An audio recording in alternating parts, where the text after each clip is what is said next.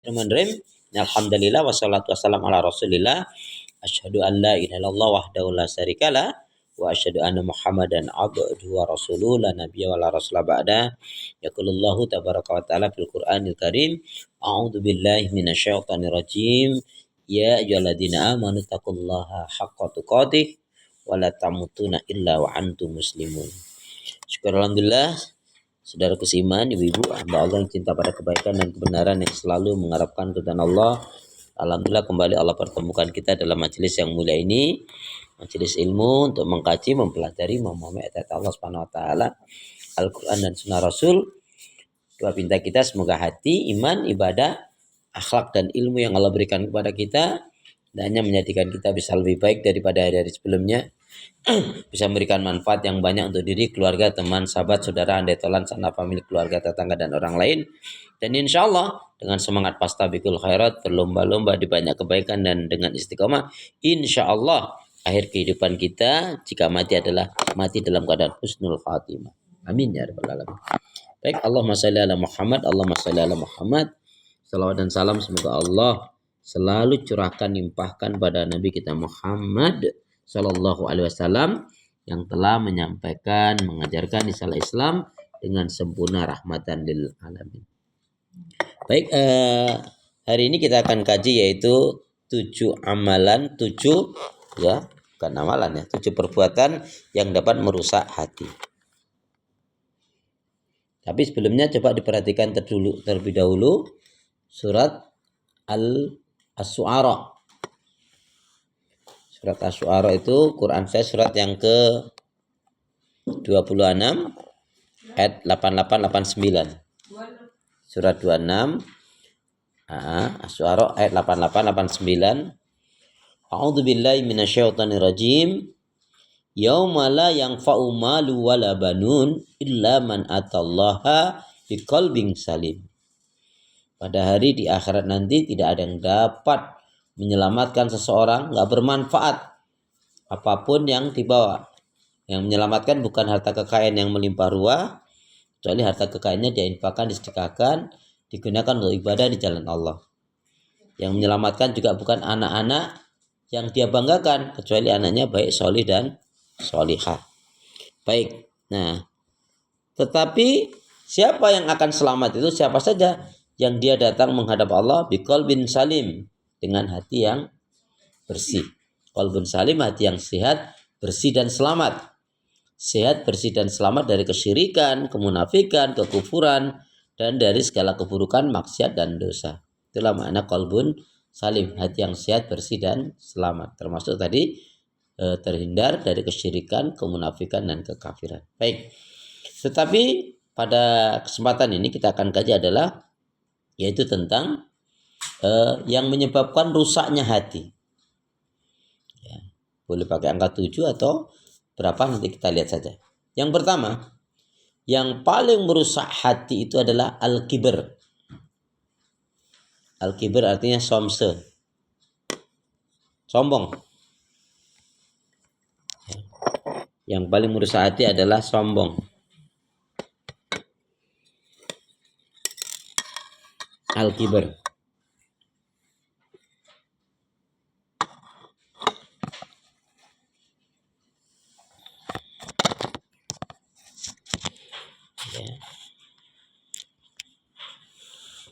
Sombong.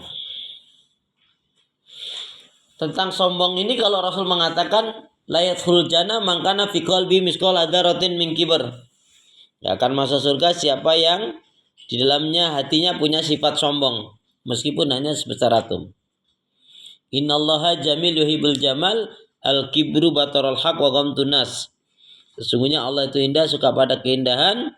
Sombong itu menolak kebenaran dan meremehkan manusia. Baik, singkatnya nanti dibuka saja surat Al-A'raf ayat tentang sombong itu dalam ayat 36, 40 dan 146. Ya. Itu yang pertama. Kita akan cepatkan saja, nanti dilihat sendiri surat Al-A'raf surat yang ke-7 ayat yang ke-36, 46 dan 40 dan 146. Atau mau dibacakan silakan kalau ada yang mau bacakan, monggo. Surat 36. Surat 7 ayat Al-A'raf ayat 36, 40 dan 146. Silakan. Monggo.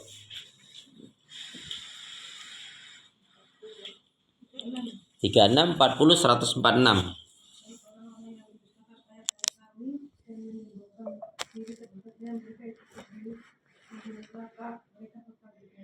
Ya, jadi orang yang sombong, orang yang menyombongkan diri. Lihat pada ayat 40-nya itu sindiran yang sangat tajam dari Allah Subhanahu wa taala.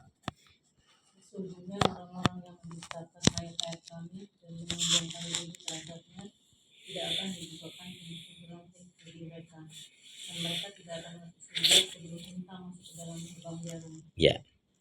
Coba bayangkan untanya seberapa, jarumnya seberapa?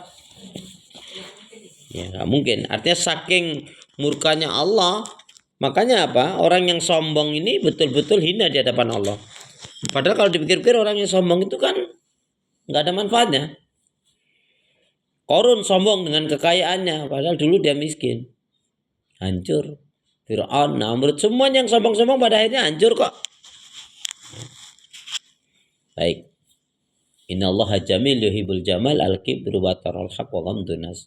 Sesungguhnya Allah itu indah kepada keindahan, sombong itu menolak kebenaran dan meremehkan manusia. Baik. Yang kedua, ya, iblis itu dilaknat oleh Allah apa? Karena kesombongannya. Yang kedua adalah karena al-bukhlu. Kikir itu bisa menyebabkan syirik ternyata. Nah, ini yang menarik. Kikir itu bisa menyebabkan syirik. Kenapa si kikir itu bisa menyebabkan syirik? Ya, karena si kikir itu berarti dia lebih mencintai harta ketimbang dia mencintai Allah. Celakalah. Siapa yang celaka? Yaitu orang yang pakaiannya lebih baik daripada amal ibadahnya. Artinya orang untuk urusan dunia hura-hura maksiat dan dosa, naudzubillah min dzalik, dia gampang sekali mengeluarkan harta di jalan syaitan, sulit sekali dia mengeluarkan harta di jalan Allah.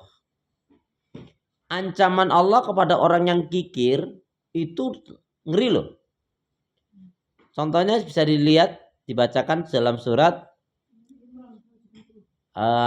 At-Taubahnya saja. Surat At-Taubah, surat yang ke-9 ayat yang ke-35-nya. Itu paling ngeri, ayat itu kan termasuk ayat dikatakan ayat yang mengerikan. Monggo. Surat At-Taubah adalah satu-satunya surat yang apabila kita membacanya tanpa basmalah, karena diturunkan pada masa peperangan. Dan Allah murka kepada orang-orang yang kafir, munafik, dolim, fasik, orang-orang yang memerangi Rasulullah dan kaum muslimin, sahabat-sahabat Nabi radhiyallahu anhum pada saat itu. Ya, boleh agak kencang Ibu?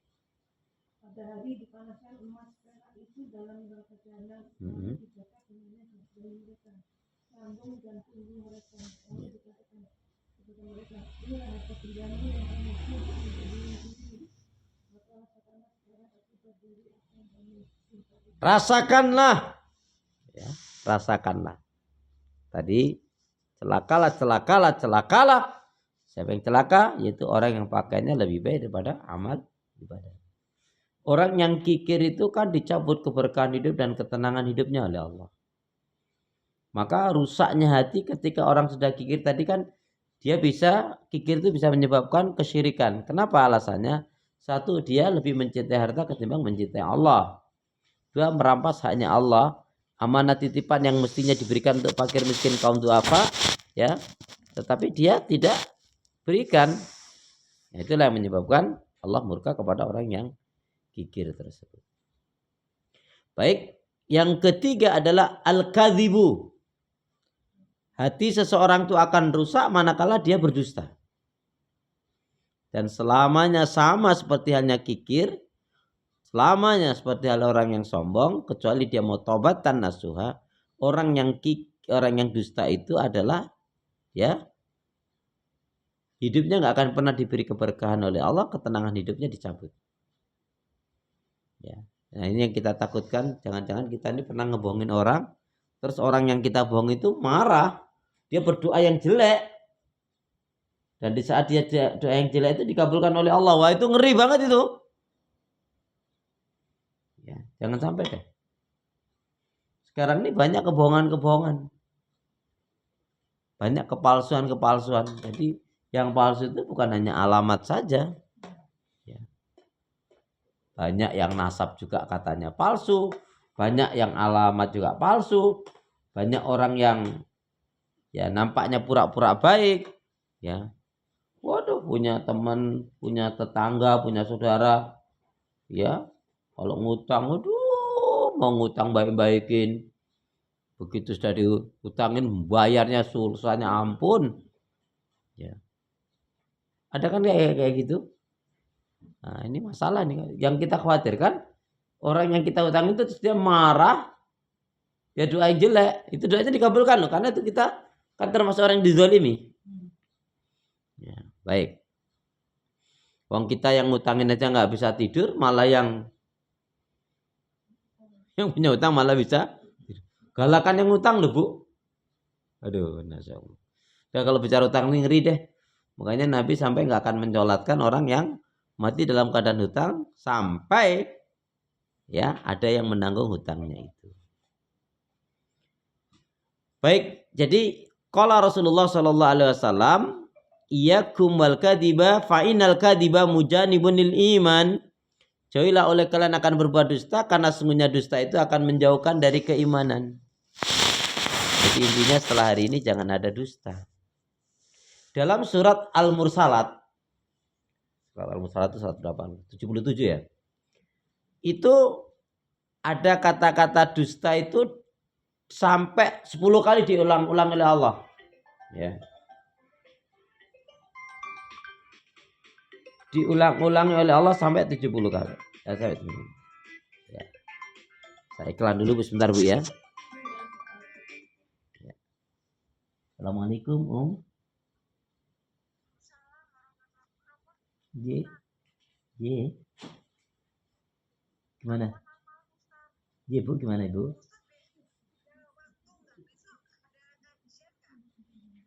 Boleh jam berapa?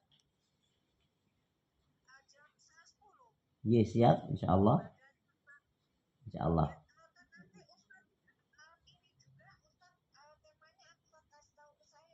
Siap, nanti habis taklim saya kirim. J.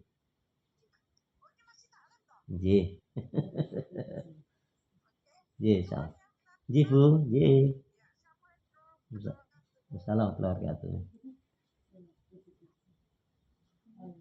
Ya, baik, Bu, ya. Jadi dalam ayat itu, ayatnya enggak hafal saya, kan ada 10. Enggak beruntun ya. Jadi ada wailu yauma idzil mukadzibin. Wailu yauma idzil mukadzibin. Celakalah pada hari ini orang yang mendustakan hari, ya, orang yang berbuat kedustaan. Macam-macam, ada peloncatan 15 dan seterusnya ya. Tapi diulang-ulangi sampai 10 kali. Itu saking murkanya Allah.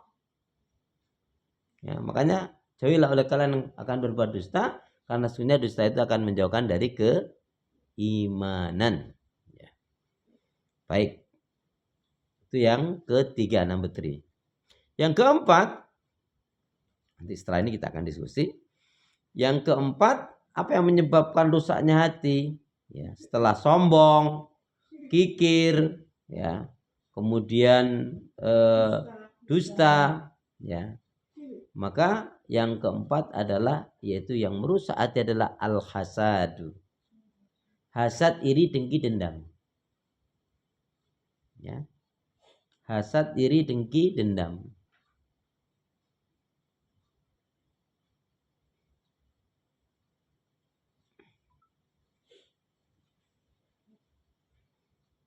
Ya, baik, hasad, iri, dengki, dendam itu kan ada satu surat malah kan, Qul a'udzu birabbil falaq min syarri ma khalaq wa min syarri ghasikin idza waqab wa min syarri nafasati fil 'uqad wa min syarri hasidin idza hasad.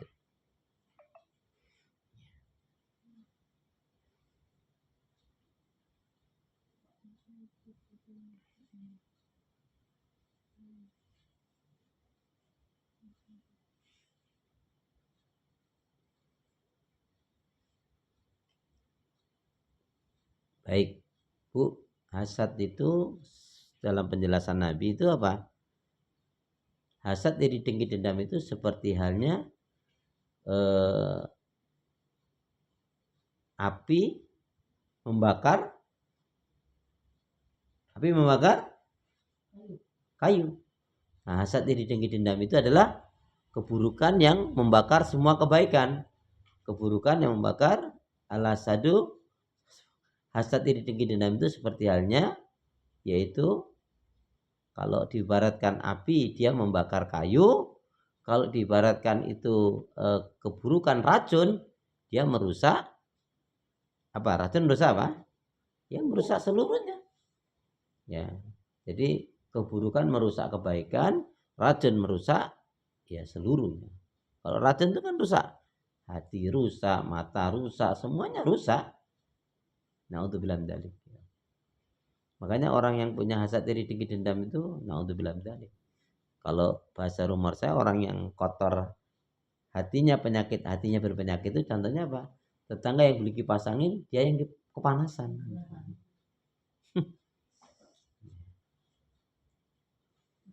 Tapi ada Bu, ada orang ya, itu tetangganya beli mobil baru. Dia biasa aja itu. Nggak pengaruh, biasa, saya senyum-senyum aja. Nggak ada suuzon, nggak ada iri, nggak ada apa. Biasa saja, nggak ada pengaruh sama sekali. Dia malah syukur, alhamdulillah tetangga saya, teman saya sekarang beli mobil baru. Gitu. Kok bisa begitu, kenapa? Nah, karena mobilnya lebih bagus. Ya, dan mobilnya nggak ngeridit. Ya. Sementara dia tahu tetangganya ini mobilnya ngeridit. Tapi nggak nyumpain, nggak. Ya. Yang kelima, yang kelima, ya, apa yang kelima? Nah, yang dapat merusak hati, yang kelima adalah musahabah, bersahabat, bergaul dengan orang-orang yang nggak baik, orang-orang yang rusak agama akhlaknya, itu dapat merusak diri kita.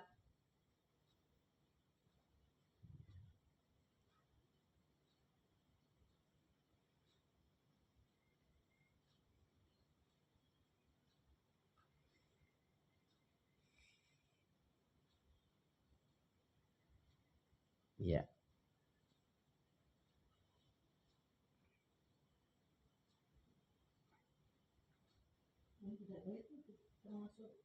Yang rusak agama akhlaknya, yang buruk agama akhlaknya. Kalau kita berteman, bersahabat, bergaul itu untuk mendakwai, ya insya Allah. Tapi kalau hanya bergaul-gaul, rusak, yakin ke bawah deh. Contoh paling gampang, teman ibu suka nunda-nunda sholat, ibu bisa ke bawah itu. Antaranya ngapa beradzan kok, apalagi lagi jalan-jalan, pura-pura nggak dengar tuh kupingnya malahan. Temennya suka ngerumpi, ngegosip, lama-lama ke bawah juga. Temennya ya sok glamor gitu. Ya. Silakan ibu mau pergi kemana-mana silakan, tapi nggak usah sombong, tapi nggak usah ngutang-ngutang, nggak usah nyusah-nyusahin orang. Ya. Makanya Bu, malu saya bersyukur kepada Allah ketika ada rezeki haji itu, saya kan belum ada rezeki waktu itu. Saya punya utang nih, cerita. Saya punya utang. Ya, orang ini baik banget nih Bu. Udah 2 tahun saya punya utang belum bisa ngembaliin. Ada rezeki haji. Malu lah mau berangkat haji kok punya utang. Nanti apa kan? Saya cari pinjaman sama murid, ya. Hanya untuk nutup utang aja. Assalamualaikum, salam. Pak Adi, alhamdulillah insyaallah tahun ini saya berangkat. Oh iya, syukurlah Ustaz, alhamdulillah. Saya juga waktu haji itu juga ngedoain Ustaz kok. Oh iya, matur nuwun jazakumullah khair. Nah, ini ceritanya saya kan punya utang sama panjenengan. Ya. Tadi tuh Bu, uang itu saya hanya uang pinjaman aja dari murid itu. Nah, ini saya kembalikan utang saya. Setelah ngobrol bla bla bla bla bla bla, saya pamit. Ya. Ya udah Ustaz, pakai aja nih Ustaz. Silakan mau untuk yang di rumah, untuk beli kurma atau untuk apa silakan. Karena itu dikembalikan kan rezeki. Saya balikin lagi sama murid. Besoknya, assalamualaikum. Loh, kenapa Ustaz kok dibalikin lagi? Saya ceritakan seperti tadi itu. Ya, Allah menggerakkan hatinya. Diambillah beberapa lembar, nggak saya ceritain berapa lembarnya ini. Ya udah Ustaz ini. Enggak Pak. Enggak ini harus Ustaz terima. Ya udah alhamdulillah. Jadi berangkat haji itu malah saya bisa bayar utang. 5 juta itu. Dan itu di tahun 2000 saya berangkat haji itu 2006. Yang pertama. Nah, itu betul-betul rezeki ada Masya Allah. Ya. Jadi malu lah masa berangkat haji walaupun mungkin kalau saya nggak ngutang saya ceritakan dia percaya sih. Tapi kan tetap punya utang juga kan kalau gitu. Nah, ini cuman ya kayak kesannya mudah sekali tapi Allah yang memudahkan, ya kan? Pinjam sana murid yang lain hanya untuk menutup rasa malu tadi itu balikin malah dapat. Alhamdulillah. Tuh menang banyak katanya gitu. Jadi Bu, jangan pernah kita itu punya sifat yang nggak baik ini. Yang keberapa Bu? Jadi yang keempat apa tadi? Hasad, iri, dengki, dendam. Jangan. Lebih baik kita sangka baiklah Bu pada orang Bu, apalagi kepada Allah. Ya. Yang kelima tadi apa? Bukan, yang kelima tadi. Musahabah, bersahabat, bergaul dengan orang-orang yang nggak baik. Ini ngerusak hati. Ya, yakin. Makanya bersahabat bergaul dengan orang-orang yang berilmu, orang yang ahli ibadah, orang-orang yang berakhlak mulia, orang-orang yang sabar, orang yang syukur, orang yang dermawan. Oh, Masya Allah, barokah. Ada satu ungkapan. Janganlah bercermin di atas air yang keruh. Karena kamu tak akan bisa melihat wajahmu. Ya, janganlah bersahabat bergaul dengan orang-orang yang buruk. Karena kamu nanti bisa menjadi buruk juga. Tapi bersahabatlah bergaul dengan orang yang baik. Yang gimana? Yang berani mengingatkan kamu dalam ketika kamu salah. Makanya khairul ashabi man yadullu ka alal khair. Sebaik-baiknya teman adalah yang mengingatkan kamu, mengajak kamu pada kebaikan. Bahkan dia berani mengatakan, saya lebih baik putus sama kamu lah kalau kamu nggak meninggalkan maksiat dosamu itu. Saya nggak mau lagi bergaul dengan kamu. Kalau kamu masih tetap bergaul dengan teman-temanmu yang nggak baik itu. Ini bukan memutus silaturahim, tapi menyelamatkan hati, ya, iman, ibadah dan akhlak kita. Perasaan kita harus kita jaga loh Bu. Gak bisa yang jaga orang lain. Kemudian yang keenam, ya, karena kita cukupkan penyakit hati yang merusak ini ada bukan hanya 7 tapi ya kita ambil 7 saja. Nah, yang keenam adalah yaitu hubbud dunya. Terlalu mencintai dunia. Kenapa kita tidak boleh terlalu mencintai dunia? Karena dunyaka tumhe. Dunia itu memang indah tapi dia bisa menghancurkan dirimu. Walal akhiratu khairul laka minal ula. Adalah kehidupan akhirat itu lebih baik daripada kehidupan dunia.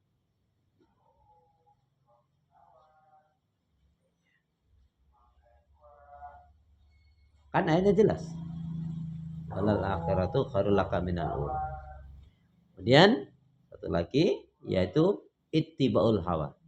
Mengikuti hawa nafsu.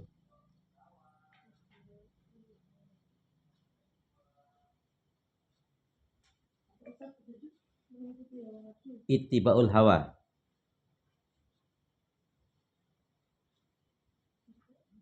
Mengikuti hawa nafsu. Na'udzubillah min dzalik.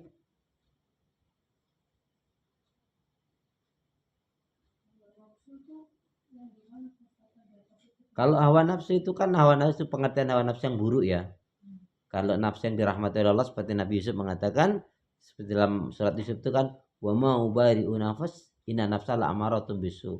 Dan sebenarnya aku tidak bisa membebaskan nafsu yang buruk ini kecuali karena Allah. Jadi ketika digoda oleh Zulaiha itu kan hasrat Nabi Yusuf juga ada loh Bu. Zulaiha itu ya wanita cantik, ratu, mana cantik, ratu, kaya, dan suaranya merdu. Dan dipanggil tuh Yusuf. Coba panggilnya Ucup, mana nggak tertarik. Itu nggak pengaruh juga itu ya. Jadi Nah, makanya kan sampai Nabi Yusuf melangkah kan dalam berat itu, dalam tafsir itu 1 atau 2 atau 3 langkah kemudian Allah selamatkan. Di antaranya Allah menyelamatkan apa? Ditunjukkan azab neraka bagi orang penzina, orang yang melakukan perbuatan yang buruk itu zina tadi, laknat oleh Allah, yang dilaknat oleh Allah. Jadi nggak nafsunya hilang itu Bu. Ya, karena di dampak yang kedua ditampakkan yaitu kesedihan bapaknya Nabi Yakub alaihissalam, ya, sampai menangis, sampai matanya buta kan gitu, sehingga apa, kesedihan itu Bu menghujam pada dilihat seolah-olah nampak langsung gitu loh Bu, jadi nggak ada nafsu, maka beliau memalingkan diri balik gitu kan, ya. Nah, makanya tidaklah nafsu ini ya bisa menyelamatkan kecuali nafsu yang dirahmati oleh Allah, ya. Karena kalau sudah mengikuti hawa nafsu akhirnya menghalalkan segala cara, ya.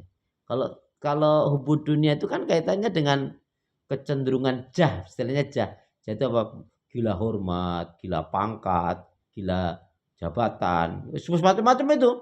Ada orang yang kaya raya dia nggak mencari harta sebetulnya, tapi penghormatan. Makanya kalau kita ini Masya Allah diberi harta kaya, gunakan aja untuk mendirikan musola, masjid, pesantren, untuk lembaga pendidikan, untuk menyantuni fakir miskin, kaum du'afa, untuk kepentingan dakwah dan jihad, untuk kepentingan fisabilillah, berkah malah. Kita nggak akan dipusingkan dengan urusan dunia. Ya, orang kalau sudah di dunia itu tadi. Nah, tambah lagi mengikuti hawa nafsu. Makanya kita lihat di dalam surat Al-A'raf lagi ayat 176, A'udzubillahi minasyaitonir rajim, walau syi'na la rafa'nahu biha walakinnahu akhlada ilal arwata ba'hawa famathaluhu kamathalil kalbi in tahmil alaihi alhaj aw tatruku yalhaj dzalika mathalul qaumil ladzina kadzdzabu bi ayatina faqsusil qasasa la'allahum yatafakkarun. Sekiranya kami kehendaki manusia itu akan kami tinggikan derajatnya dengan ayat kami Al-Quran, tapi sayang cenderungnya manusia itu lebih mencintai dunia dan memperturutkan hawa nafsu yang rendah. Perumpamaan manusia seseorang kelompok golongan yang telah diperbudak oleh dunia dan hawa nafsu adalah seperti anjing. Anjing itu dialah ditinggal tetap saja menjulurkan lidahnya. Perumpamaan yang demikian adalah perumpamaan satu kami yang mendustakan ayat Allah Subhanahu wa taala. Muhammad, ceritakan kepada umatmu agar mereka mau berpikir, ya. Nah, itulah diantara 7 penyakit hati yang merusak. Masih banyak, tetapi kita di poin ini 7 ini. Baik, kita berdoa. Bismillahirrahmanirrahim. Ya Allah ya Arhamar Rahimin, janganlah kau matikan aku kecuali setelah amal ibadahku lebih banyak dari dosa-dosaku. Ya Allah ya Arhamar Rahimin, berilah aku hati yang bersih, pikiran yang jernih, lidah lisan yang selalu jujur, akhlak yang mulia, hidup dan mati dalam ketaatan, keimanan, ibadah, sabar, dan syukur. Amin ya rabbal alamin. Subhanakallahumma bihamdika asyhadu an la ilaha illa anta astaghfiruka wa atubu ilaik. Punya niat yang baik hendaknya segera tunaikan, beramal soleh janganlah ditunda-tunda, ikan cepat ikan gabus, lebih cepat lebih bagus, burung irian burung cendrawasih. Cukup sekian, terima kasih. Ingat, malam hari ada tahajud, pagi hari ada duha, Al-Quran dibaca, dipelajari, dipahami, diamalkan, jangan malas ibadah. Jangan marah-marah, perbanyak sedekah, dan jangan ada dusta. Pandangan mata selalu tersalah, pandangan nafsu selalu melulu, pandangan hati tidak hakiki jika hati itu bersih karena pancaran nur ilahi Rabbi. Hidup tak selamanya indah, langit tak selalu cerah, burung irian burung cendrawasih. Cukup sekian, terima kasih. Wassalamualaikum warahmatullahi wabarakatuh.